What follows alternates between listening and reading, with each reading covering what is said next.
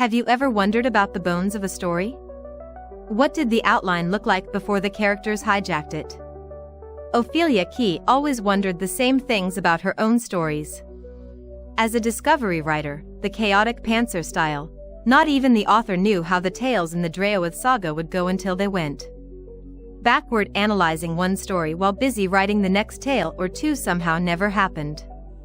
Apparently, OK put things off long enough, and some fancy computer magic will provide us with those long-wished-for story overviews. We can finally X-ray the tales from the dream and see their skeletons. Shall we investigate the next story in the dream? All right, let's talk about dedication. How far would you go for love? What if I told you there's a story where someone literally fights death for a shot at it? That's exactly where we're starting today, with Ophelia Kee's Grim Dark. It's the kickoff to a whole new series in the Draoithe Saga, and trust me, that epic fight is just the beginning. So, the book opens with this quote, and honestly, it's the perfect way to set the stage. Think of it as the book's mission statement. Not everything in the dark is evil. Welcome to the dream. Right away, it promises mystery, a bit of romance, and, a hint of danger.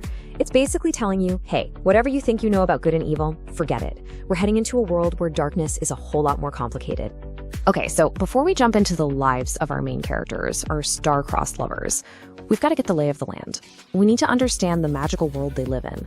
And everything in this saga is built on this one core idea called the dream. And here's the crucial thing you need to get about the dream. It's not just some fantasy setting. It's an active, living, breathing reality, a place where every myth, every legend, every creature from fairy tales, it's all real.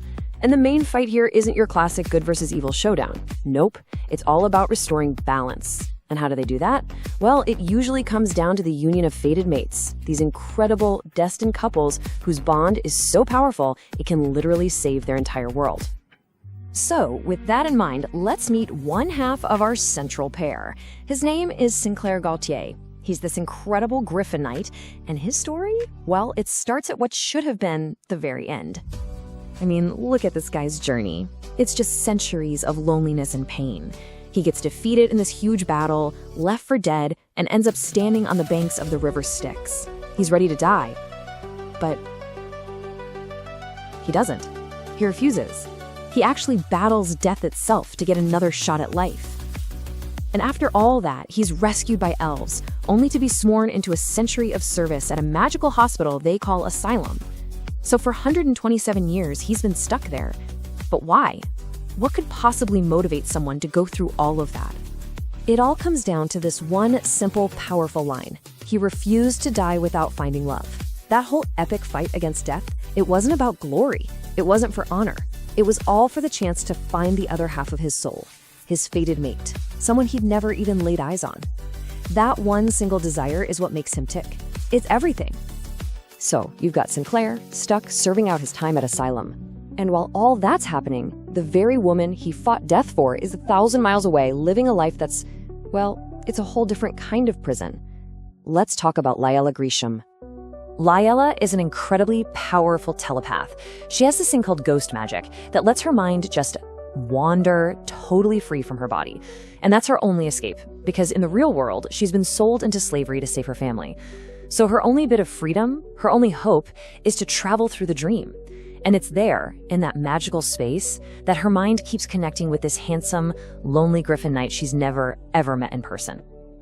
And this is where you really see the central tension, right? You've got these two souls, destined for each other, but living in completely opposite worlds. On one hand, you have Sinclair.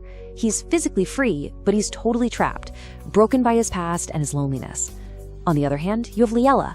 She's physically a captive, a slave, but her spirit is totally free, using her magic to search for hope in the dream. So you have to ask, right? How do these two finally meet? How do these separate lives, only connected by dreams, finally crash into each other in the real world? Well, it happens in a way that is just, wow, absolutely explosive. Okay, get this. Lyella makes a break for it. She escapes her captors, but she gets shot with an arrow. She's dying, and with her last ounce of strength, she staggers toward the one place in the world she knows he'll be: Asylum. Sinclair's on watch. He sees her fall, and he just swoops in to rescue this mysterious bleeding woman. But here's the kicker. As he's laying her down on a gurney, she grabs his hand, and in that moment, his poison griffin talons touch her open wound. There's this massive spark of magic, a complete transformation. The human slave dies right there, and Lyella is reborn as a rare white-feathered griffin. She's now his fated mate. So they're together. Finally, you'd think, okay, happily ever after, roll the credits. But nope, not even close. This is where the story actually begins. Because their personal journey to find each other, it's immediately swallowed up by a much, much bigger mission. One that could decide the fate of the entire dream. It turns out those elvish lords who run Asylum have a plan. They lay out this huge prophecy for the newly bonded couple. It's all about this guy, Leland Shade, who's the last vampire king. And suddenly, Sinclair and Lyella's job isn't about their own love story anymore. Their new mission is to find this vampire and act as his bides, his protectors. They have to make sure he becomes the king he's supposed to be and not some kind of tyrant, because if they fail, the whole magical balance of the dream could be destroyed forever. The stakes just went from personal to apocalyptic. And that's the big question that really kicks off their new adventure, isn't it? Can two fated mates, who literally conquered death to be together, now guide a reluctant vampire king and restore balance to their entire world? That's the challenge they face, and that's the core of what you should take away from this explainer of Grim Dark. Their fight to find each other is over, but their fight to save everything has just begun. I sincerely hope you enjoyed this view of a story skeleton, glimpsing the characters, setting, and plot structure along with the twists within the writing in this tale from the Draoithe Saga by Ophelia Kee. Don't forget to like and subscribe for more original stories and audio adventures.